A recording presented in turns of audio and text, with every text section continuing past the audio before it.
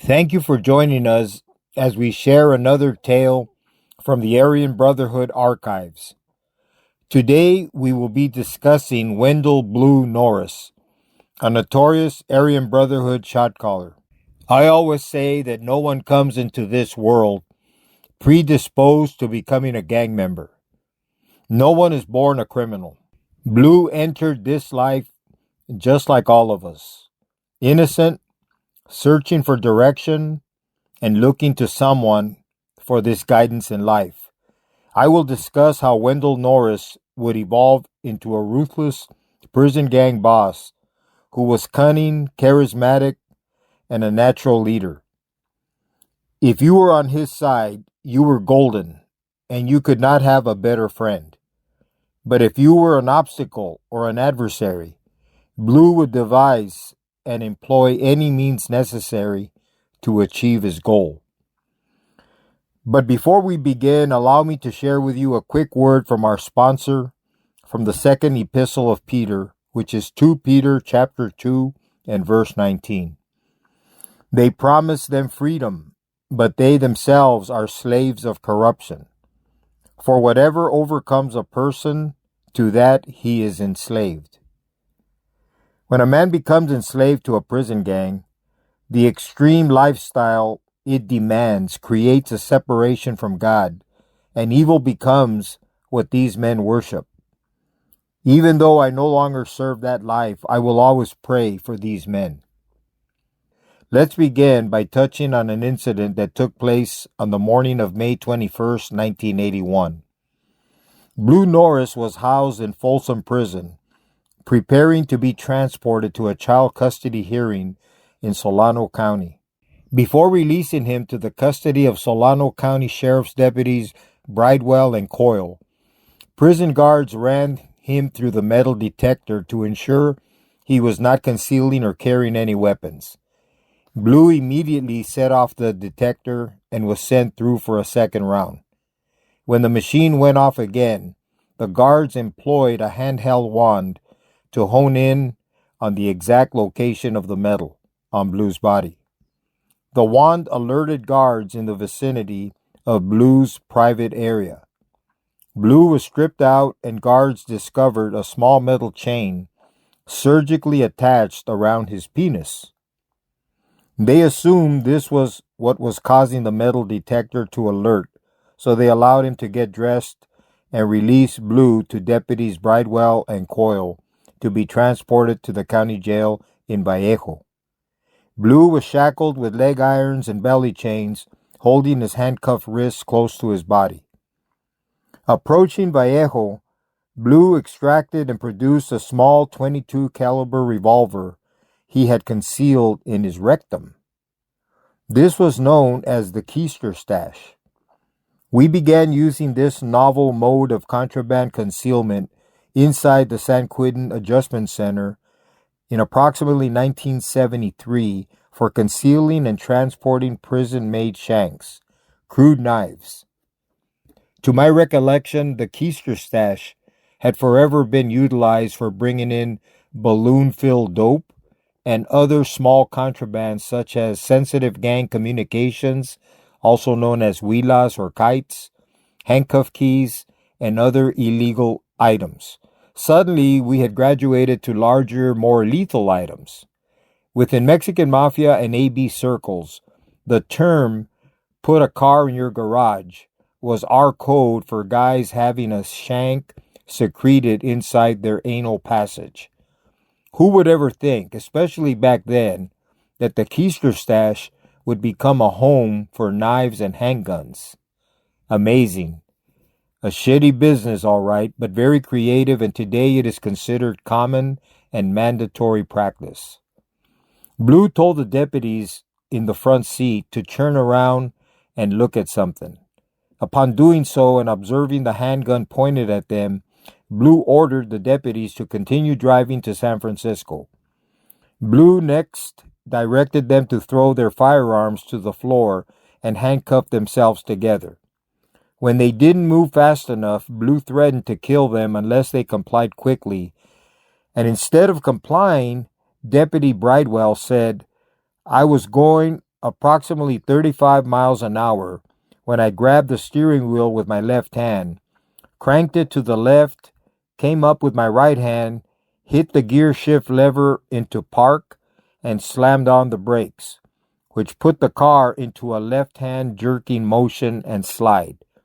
I don't recall which hand I used to hit the door lever on the door, but I managed to open the door and roll out of the vehicle. Simultaneously, Deputy Coyle, his partner, jumped out of the car's right-hand passenger doorway. The car came to a rest against a tree, with Blue still holding the handgun, with no one to use it on, and still manacled to the back seat. While Blue Norris stewed in his frustration, Officer Coyle used his radio to broadcast an officer needs assistance call. An alert dispatcher at the Benicia Police Department relayed the message to all law enforcement agents in the area. 8 California Highway Patrol units, 3 sheriff deputies, and 2 Vallejo Police Department detectives responded to the scene. Because Blue was no fool and was not in the mood for holding court at this point, he was persuaded to drop the gun and was taken into custody. Holding court is a term we used back in the day to mean engaging in a shootout and making the officers judge, jury, and executioner. Take a good look at this photo of Blue Norris. Thwarted from his genius attempt to facilitate his freedom and frustrated by some quick-thinking cops, the responding officers held him down on the grassy median strip and threw a tarp over him, while other officers began cutting off his clothing to ensure he had no more hidden weapons. A search of the vehicle was performed, and officers located the loaded .22 caliber revolver on the rear floorboard. On January 11, 1982, a trial began to determine if Blue was guilty of kidnapping to commit extortion, assault with a deadly weapon, and escape by force. During the trial, jurors heard excerpts of an interview between a sheriff sergeant and Blue, recorded a few hours after he was taken into custody. In the tape, Blue expressed his admiration for Deputies Bridewell and Coyle. He said, "They did a damn good job. I never expected them to just leap out of the car like that. That was a damn slick move. I thought it was all right." Blue also stated he believed the 2 deputies should receive commendation awards for their actions. Blue claimed he found the gun in the back seat of the sheriff's car, somewhere between the city of Davis and Fairfield, as he was being driven west on Interstate 80. Blue said it was all wrapped up with a piece of string. "I didn't know what it was at first. It took a while for me to determine.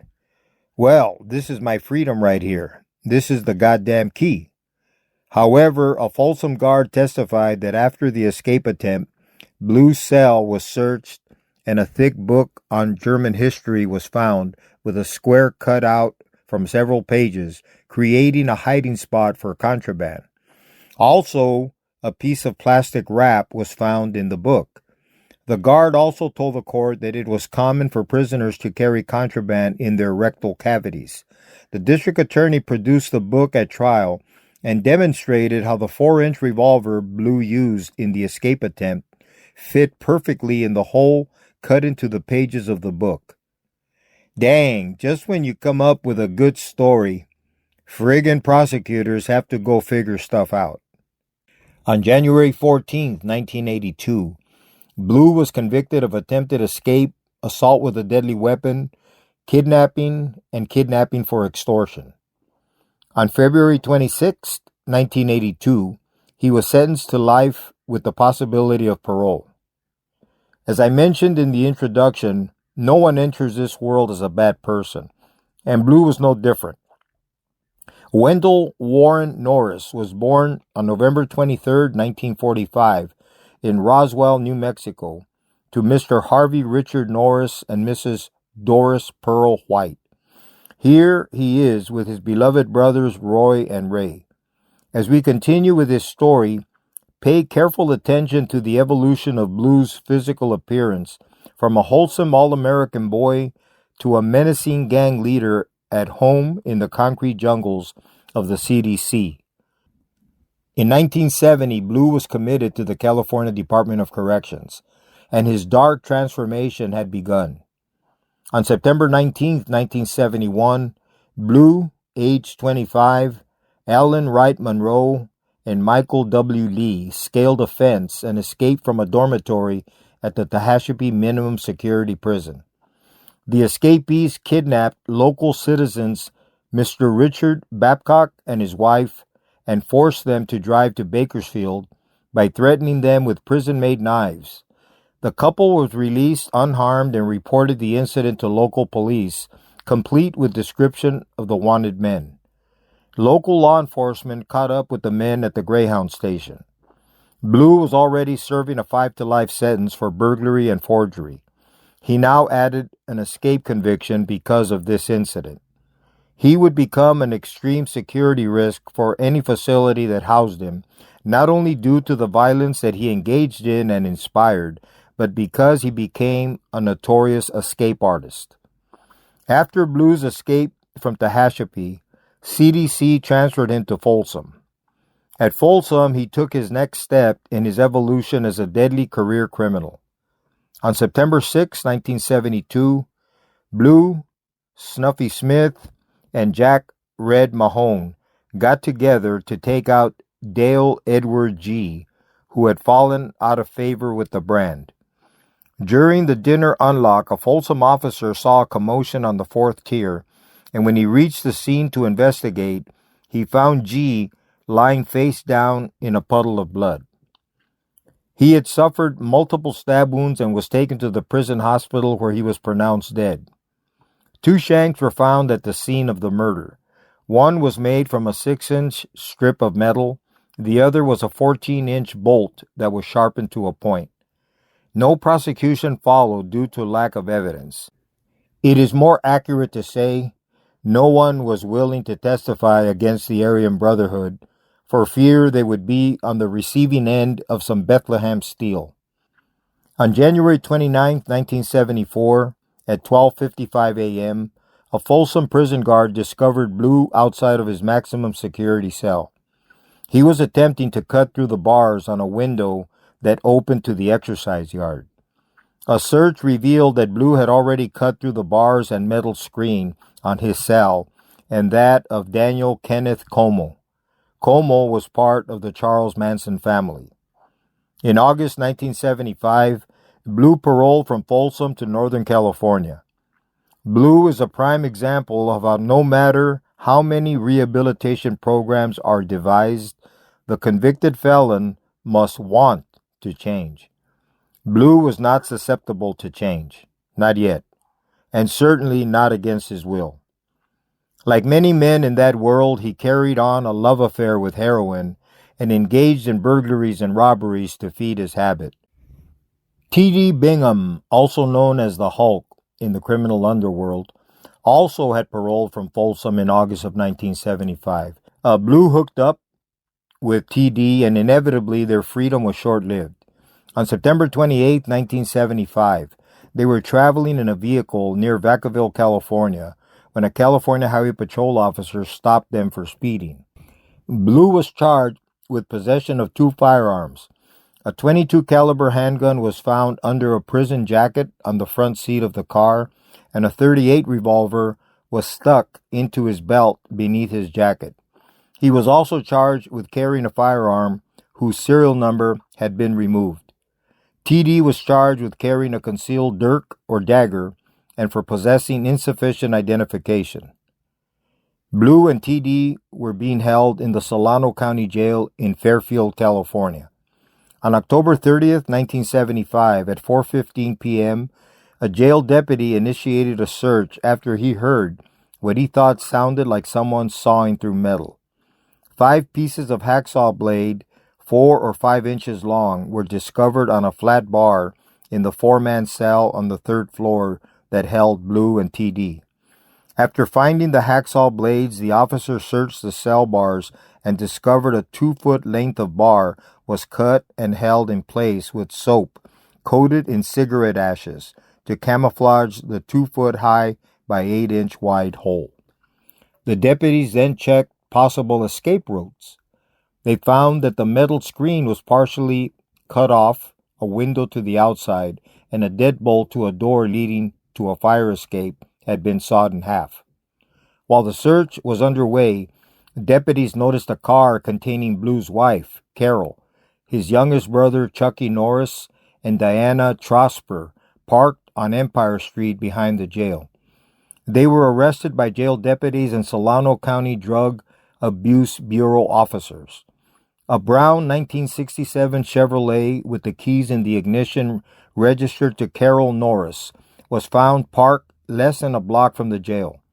Solano County wasn't taking any more chances with Blue and TD and transferred them to the California Medical Facility in Vacaville.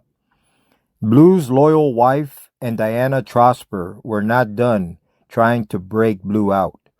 Although they were charged with aiding the escape of a prisoner in the attempted escape from the Solano County Jail, they denied any knowledge or involvement. On January the 1st, 1976, Carol, Diana, and Kathy Kettles arrived at Vacaville to visit Blue and were arrested after guards discovered drugs and weapons in their possession. Amphetamine and codeine pills were found in Kettles' purse. A search of their car produced a hacksaw blade, a machine gun, and ammunition. Mrs. Kettles was arrested for investigation of drug possession, Mrs. Norris for possession of a dangerous weapon, and Mrs. Trosper for being an ex-convict on prison grounds without permission. On December 5, 1975, Blue's younger brother Chucky teamed up with brand members Bobby Moore and Danny Dog Rawlinson. Danny Dog and Chucky entered the Bears Market on 598 East 8th Street in Chino at 7:05 p.m., while Bobby waited outside. They asked the clerk where the beer was. Then they pulled out a gun and ordered the clerk to give them the money from the cash register. The two clerks were then ordered to the back of the store. At the same time the owner was descending the stairs from the office, they intercepted him and walked him back into his office and proceeded to empty the safe. They placed the stolen money and cash box with coins in a paper bag. The owner was then led out of the office and forced to lie down while the men took his wallet and removed the cash. The three bandits were spotted fleeing the market in a 1964 Buick station wagon by a sheriff's deputy who was responding to reports of a possible robbery in progress.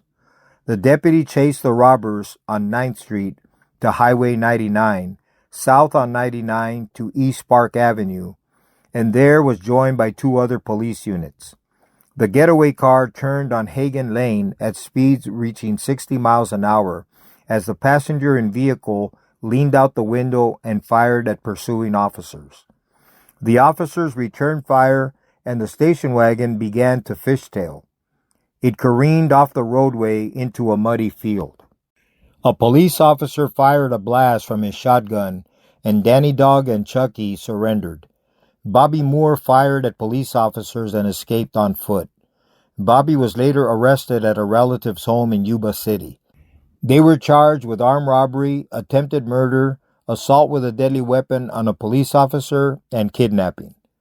Prior to sentencing, Blue wrote a letter to the court on behalf of his brother Chucky in what was described as meticulous and graceful penmanship, petitioning the court not to send his brother to state prison. Blue placed the blame on himself for his younger brother's life of crime. He also described life behind the walls as a never-ending cycle of race wars and daily survival. Blue stated he had become skilled in surviving in this environment, and to ensure his survival, he had become the leader of the Aryan Brotherhood. Blue explained the danger his brother faced because the gang wars included taking revenge by hurting friends and family members. Blue's pleas to the judge fell on deaf ears, and Chucky was sentenced to serve a state prison term of 5 years to life. By 1979, Blue was back out on Broadway, having been released on state parole and running in the San Francisco area. On January 14, 1979, Blue shot and killed Guillermo Rodriguez in Rodriguez's San Francisco home. The prosecution theorized the homicide occurred during the commission of a drug ripoff. The defense version of events was presented in the testimony of Blue and his crime partner, Robert Donahue. They claimed they went to Rodriguez's house to trade a sawed-off shotgun for heroin. Both Blue and Mr. Donahue admitted to being heroin addicts, and Rodriguez was their heroin dealer. Blue testified he frequently robbed pharmacies and exchanged the stolen drugs for Rodriguez's heroin. He also traded firearms for heroin, he testified. On the day of the murder, Blue testified that he and a friend robbed a restaurant with a sawed-off shotgun to get money to buy heroin. Once at the dope spot, Donahue claimed he recognized Guillermo Rodriguez, brother of the heroin dealer, as a member of the Nuestra Familia gang at Tracy. Blue handed Donahue 2 balloons of heroin, and Donahue went to the bathroom to fix. On the way, Donahue testified he whispered to Blue that John Rodriguez was a member of the Nuestra Familia. Blue then said he asked to be let out of the barred door because he feared that John Rodriguez was after him. Blue stated he stood up, grabbed the shotgun, pointed it at John Rodriguez, and told him to hold it. Donahue returned, and Blue told him to tape up Rodriguez so they could leave. At that point, Guillermo Rodriguez grabbed Blue and slammed him into the wall. When Donahue attempted to pull Rodriguez away, the shotgun discharged, killing Rodriguez. Unfortunately for Blue, the jury did not buy his far-fetched story. Blue was convicted of second-degree murder and sentenced to 19 years to life. He was returned to his old stomping grounds at Folsom Prison. Not long after this, it was 1981, when Blue attempted to escape while being transported by Solano County deputies to a child custody hearing, as related previously. In 1982, the heavies of the brand gathered at Chino's Palm Hall, and they got down to the business of reorganizing the group from a gang focused on race wars to an organized criminal organization. They did away with the one-man, one-vote system and formed and voted a 9-man council.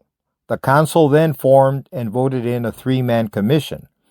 The first 3 commissioners were Blinky Griffin, Wendell Blue Norris, and Robert New York Crane. There would be no more freelancing. Murders would need to be approved prior to execution. In February 1986, Blue was in the University Medical Center recovering from surgery that left him temporarily with a colostomy bag. It was reported that Blue taped 2 deodorant containers together and inserted them into his garage to stretch out his rectum to facilitate his ability to hide contraband. Unfortunately for him, the deodorant containers became stuck, requiring surgery to remove them. He was sharing a hospital room with Mexican Mafia member Alex Mo Farrell. Mo had been hospitalized due to an incident that occurred on November 15, 1985, at Folsom's 3 block.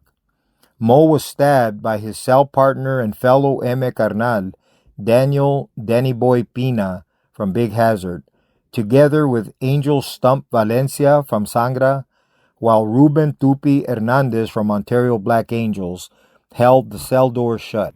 On February 13, 1986, Mo awoke from his coma, and Blue told the fellas that Mo had told him, "If I can't be a carnal, I don't want to live." According to Blue, Mo then proceeded to disconnect his life support apparatus and died.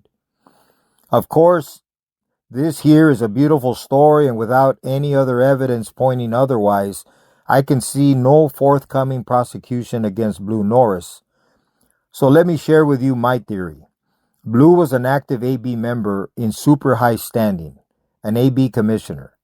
If the fellas wanted Mo dead, and I doubt they would not undertake the serious task of moving on a fellow brother just for fun, I have no doubt they would have asked Blue to disconnect Mo's life support tubes.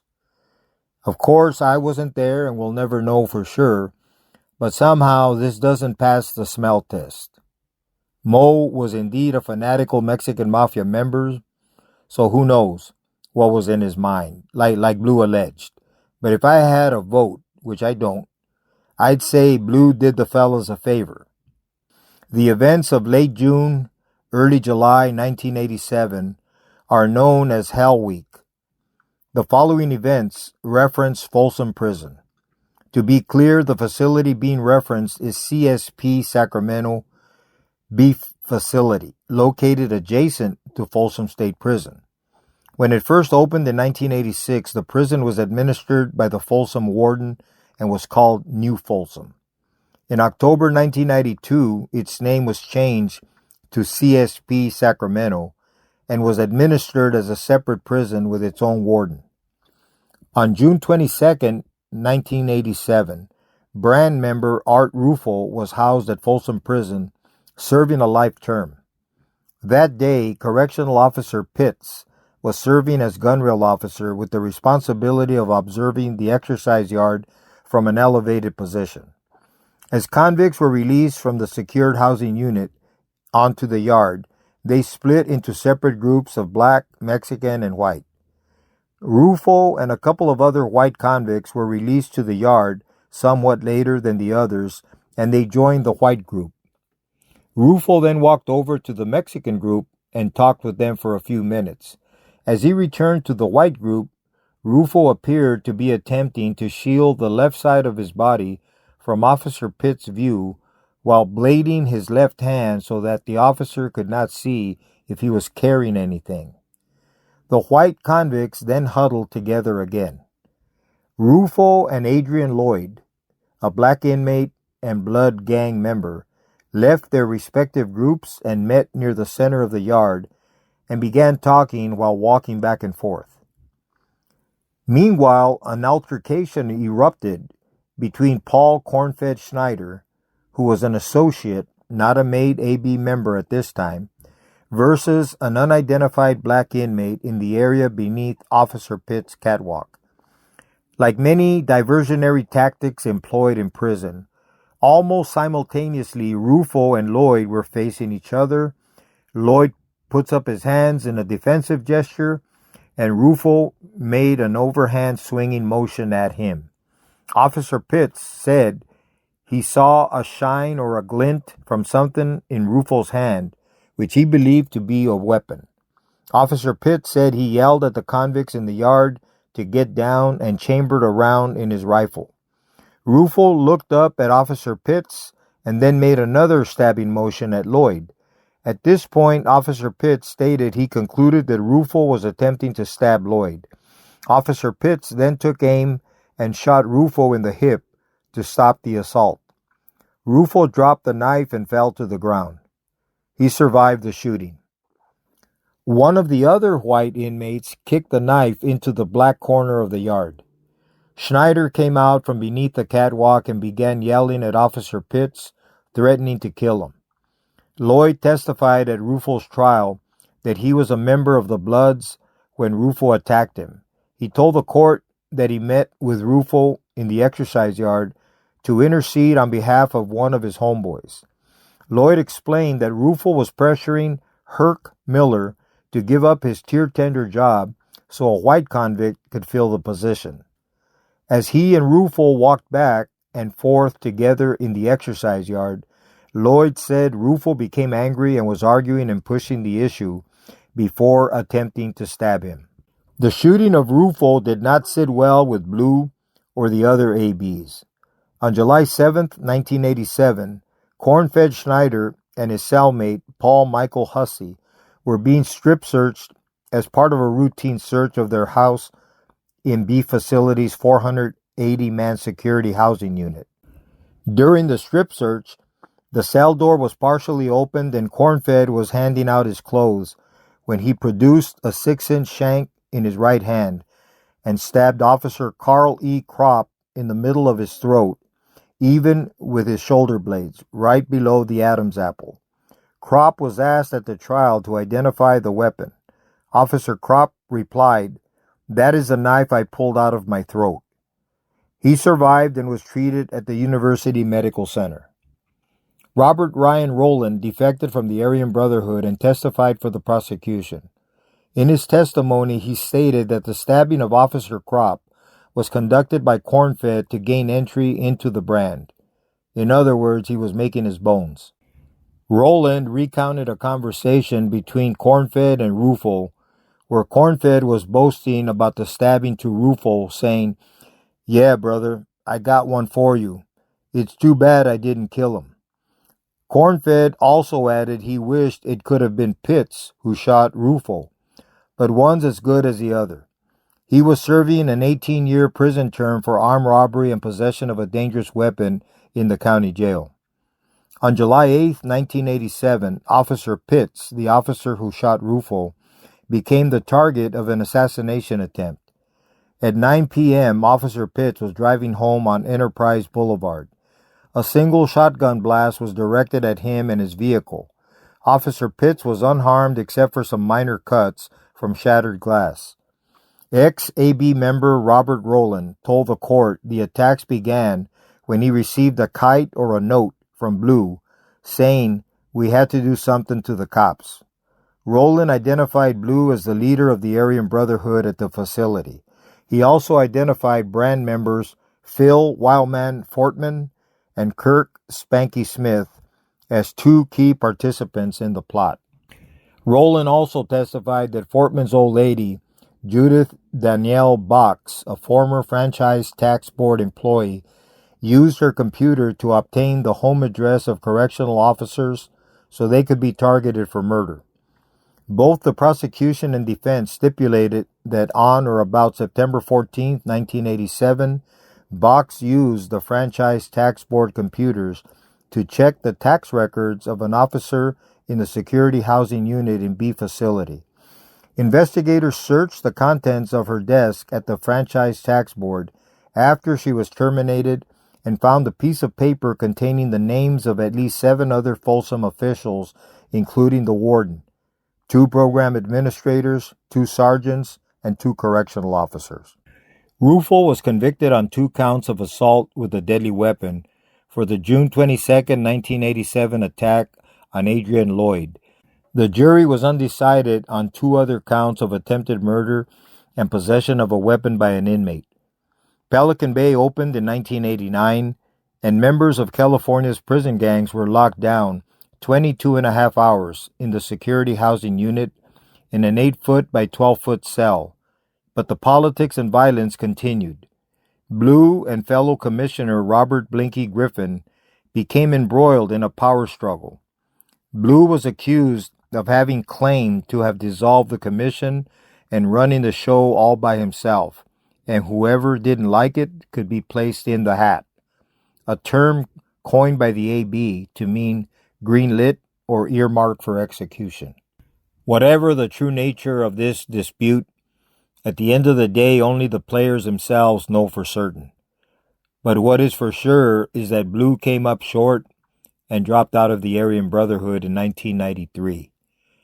On April 7th, 2003, this is 10 years later, at the young age of 57, Wendell Blue Norris was found stabbed to death in the gym of D facility at Calipatria State Prison. Prison officials stated that Blue died of 5 self-inflicted stab wounds in the chest. A 7.5-inch flat piece of metal stock sharpened to a point was recovered from the scene.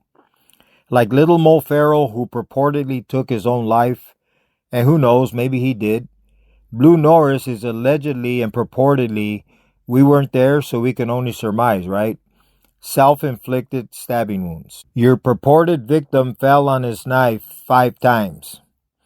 You talk about the devil working overtime in the lives of those men. I know what it's like to team up with evil.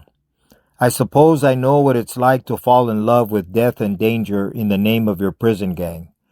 It is a dark and ugly existence, an ugly place to be. I also know what it's like to be overwhelmed by the love of Jesus. The joy in my heart and relief to have jumped off that runaway truck with no brakes, heading downhill to utter destruction. There is no grand prize or reward waiting for men involved in that life. Blue Norris, Mo Farrell, and countless others who I knew in the life and would once have taken a bullet for, There's no good legacy to present to your Creator when you go before Him.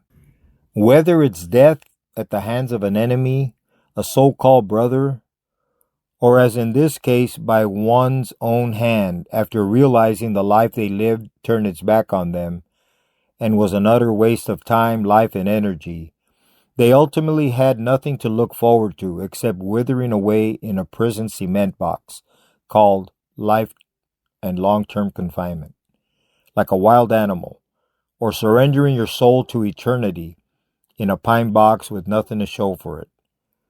Here's my parting message to you. Do not become enslaved to a prison gang, or any gang.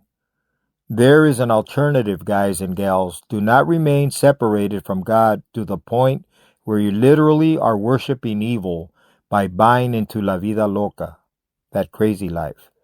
Do not be afraid or ashamed to cash in your chips and turn your life around. Like the thief on the cross, it's never too late. I'll be there to receive you on the handball court and tell you I love you. It won't be the so-called love offered by your backstabbing bros either.